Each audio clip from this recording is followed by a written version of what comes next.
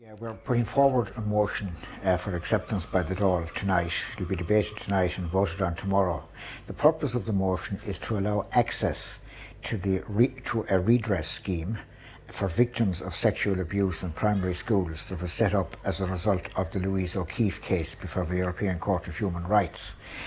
Our motion is very narrow. It's confined to the victims of those who were actually convicted, which is only about 5%. Of the total. There was something like 1,300 complaints made.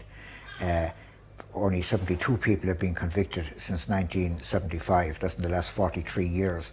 The total payout to the state, if all the victims came forward, it's 2.5 victims per convicted person. That's the ratio.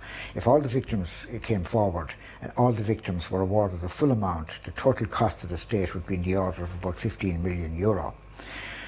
I would have expected the government to accept this motion. Unfortunately, they don't appear to be doing so. We're being treated with the same legalese and cant and jargon as we were treated to when we put forward those people's case in the past.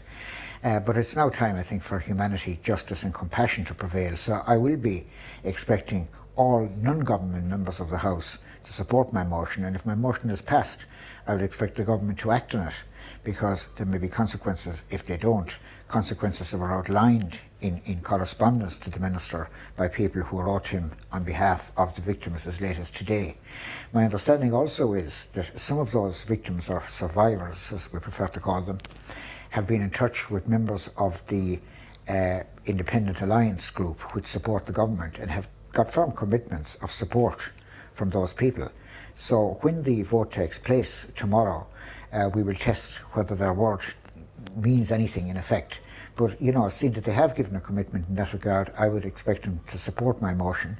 And when my motion is passed, as I hope it will be, I would expect the government to act on it immediately.